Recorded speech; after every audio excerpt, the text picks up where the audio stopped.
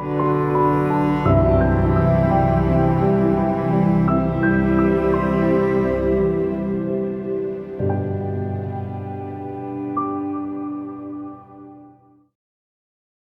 dziele Czesława Miłosza nie sposób myśleć w oderwaniu od biografii poety. Urodzony u progu Wielkiej Wojny w roku 1911 w Szetejniach, w powiecie kiejdańskim na Żmudzi, wychowywał się na pograniczu kultur polskiej i litewskiej. Żył w otoczeniu wielu języków, rodzimej polszczyzny, litewskiego, rosyjskiego i jidysz, a także wielu religii, katolicyzmu, prawosławia, judaizmu i różnych obyczajów, sięgających w niejednym przypadku czasów jeszcze pogańskich. Rósł na ziemiach, na których trwałe były wciąż tradycje Wielkiego Księstwa Litewskiego.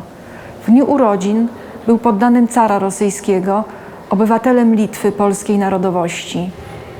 Ochrzczony w rytuale rzymskim, drewnianym, XVIII-wiecznym kościółku w Świętobrości, osłoniętym wzniosłym cieniem prastarych dębów, żył także w cieniu katastrof historii.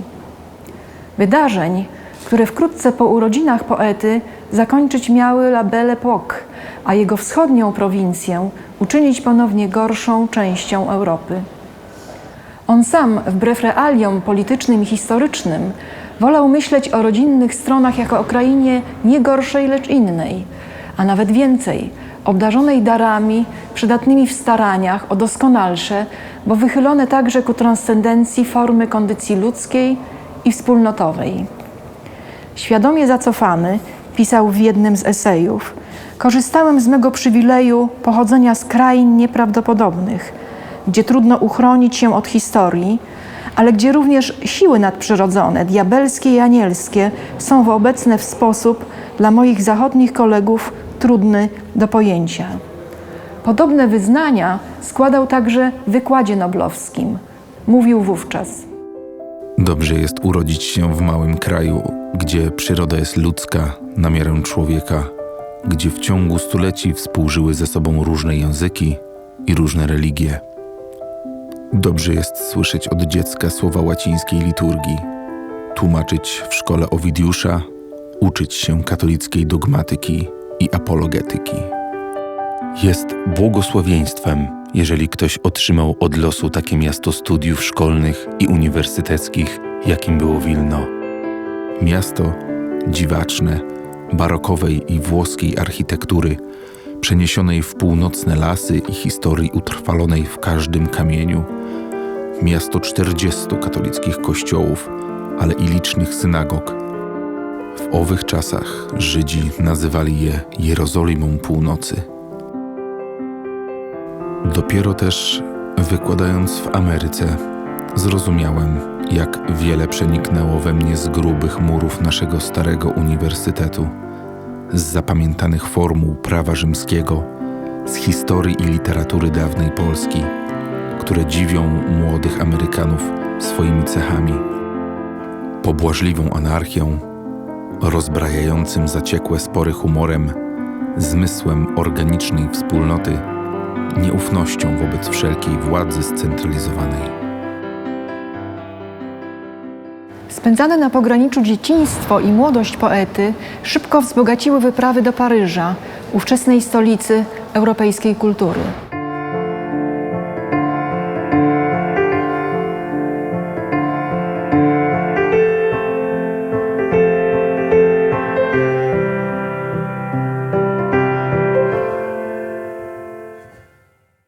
W biografii duchowej Miłosza miasto to było jednak przede wszystkim miejscem spotkania i trwałej fascynacji osobą i myślą dalekiego kuzyna francuskiego poety drugiej fali symbolizmu Oskara Władysława Miłosza. Zaszczepił on w Autorze Trzech Zim opór wobec literackiej mody. Zamieszkując dobrowolnie w erze europejskiej historii, dziś na przełomie XVIII i XIX wieku, Oskar Miłosz podsunął młodemu adeptowi poezji, wówczas współtwórcy wileńskiej grupy Żagary, tropy ważne dla całej jego późniejszej twórczości. Po pierwsze przekonanie, że poezja doznaje zubożenia i zawężenia, gdy jej zainteresowania ograniczają się do tego, co należy do estetyki, czyli dziedziny prawie wyłącznie indywidualnej. Jeśli natomiast chce być przydatną dla wielkiej rodziny ludzkiej, musi włączyć w swój zasięg także religię, filozofię, naukę, myśl społeczną. Po drugie, wiarę, że istotą takiej nieczystej, zdystansowanej wobec siebie sztuki jest namiętna pogoń za rzeczywistością, jak mówił poeta. Podjęcie tej ostatniej oznaczać musi, co potwierdza właściwe Miłoszowi dążenie do stworzenia formy bardziej pojemnej, przeniesienie funkcji poezjowania z autotelicznych na społeczno-kulturowe. Wśród tych ostatnich, skonfrontowany z historycznymi katastrofami, a także przekonany o jałowości naukowego światopoglądu, twórca Trzech Zim i pisanego w czasie II wojny ocalenia, za najważniejsze uznał dbałość o mężnego ducha i budowanie perspektywy ocalenia. Wybory, których poeta dokonywał, rodziły się, powtórzmy, w trakcie przedwojennych rozmów z Oskarem Miłoszem, ale także dzięki okupacyjnym lekturom poetów amerykańskich, między innymi Thomasa Stearnsa Eliota i Walta Whitmana. Zarówno pierwsze, jak i drugie stanowiły źródło trwałego, antymodernistycznego rysu twórczości Miłosza. Autor półprywatnego listu o poezji już niebawem stać się miał, obok twórcy Ziemi Jałowej oraz rosyjskiego akmeisty Osipa Mandelsztama, jednym z prawodawców nowoczesnego klasycyzmu. Wszyscy trzej wymienieni autorzy, Eliot, Mandelsztam i Miłosz, skłonni byli uznawać poezjowanie między innymi za formę wyrażania się wyobraźni religijnej. Wszyscy trzej poszukiwali, oczywiście w różny sposób, takich dykcji i sposobów uprawiania liryki, które przywrócić miałyby przedromantyczną, a trwałą jeszcze w XVII i XVIII stuleciu hierarchię między religią, sztuką i wiedzą. W napisanym pod koniec życia traktacie teologicznym Miłosz pisał: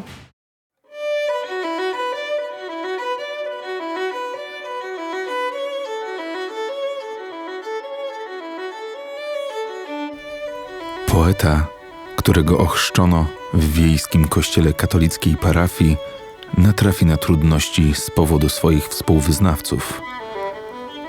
Na próżno starał się zgadnąć, co dzieje się w ich głowach.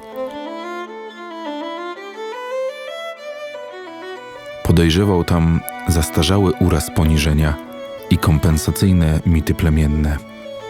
A przecież każde z nich, dzieci, nosiło swój własny los.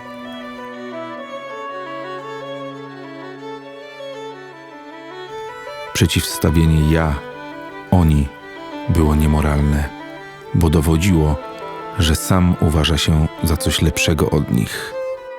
Pomyślał, że kiedyś musi napisać traktat teologiczny, żeby odkupić swój grzech samolubnej pychy.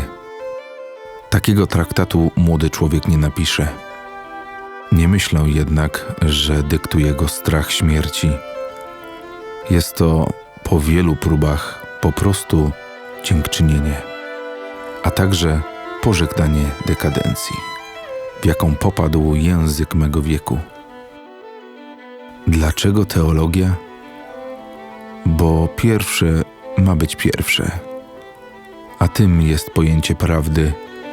I właśnie poezja swoim zachowaniem przerażonego ptaka, tłukącego się o przezroczystą szybę, poświadcza, że nie umiemy żyć w fantazmagorii. Oby do naszej mowy wróciła rzeczywistość, to znaczy sens niemożliwy bez absolutnego punktu odniesienia.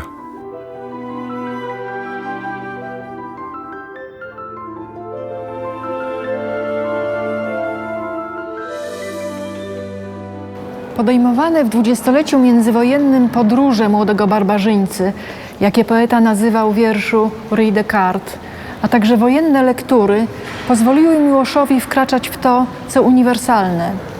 Przygotowały także młodego twórcę na los podróżnego świata, zawieszonego z konieczności, ale i z wyboru między tym, co jednostkowe i zbiorowe, prywatne i uniwersalne, wschodnie i zachodnie, nowoczesne i tradycyjne.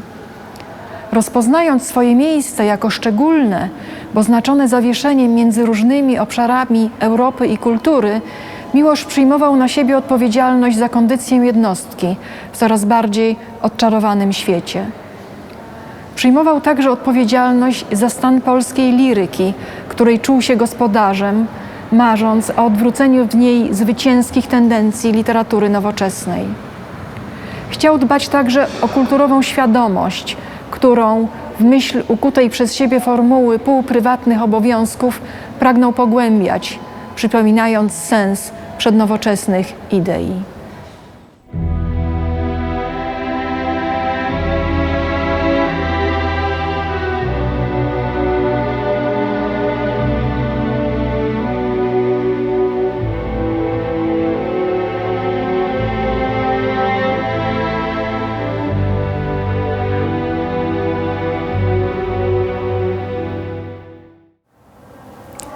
W roku 1951 po II wojnie spędzonej w Warszawie, a także 5-letniej powojennej karierze dyplomatycznej w roli urzędnika ambasady komunistycznego państwa, poeta decyduje się na emigrację z Polski, zniewolonej wówczas przez sowieckie imperium.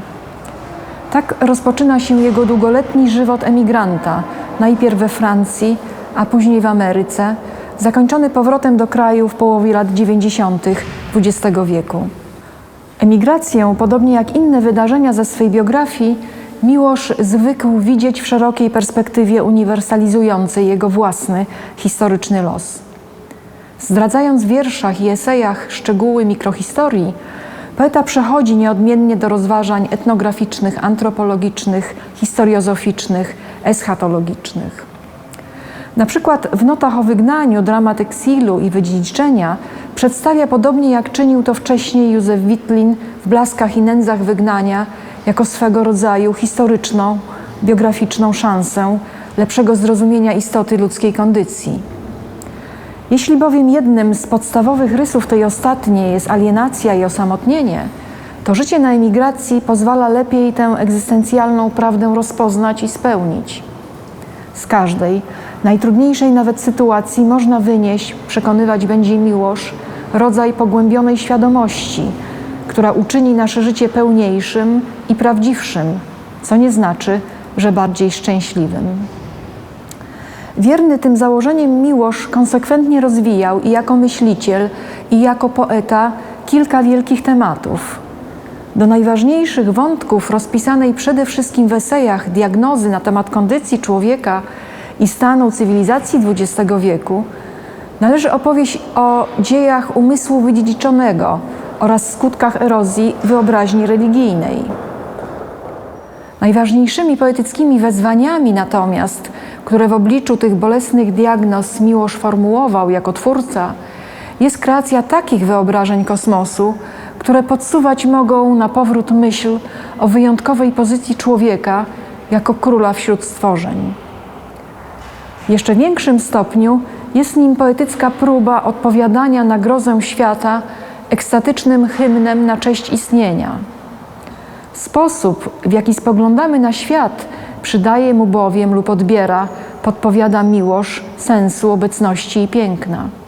Dlatego do każdego ze swych czytelników jako prośbę, ale też jako zapowiedź oceny, autor Gucia Zaczarowanego kieruje pytanie: powiedz, będę czekać, co widziałeś. O sobie samym napisze zaś w jednej ze strof osobnego zeszytu. O piękno, błogosławieństwo, was tylko zebrałem z życia, które było gorzkie i pomylone, takie, w którym poznaje się swoje i cudze zło. Zachwyt porażał mnie i tylko zachwyt pamiętam.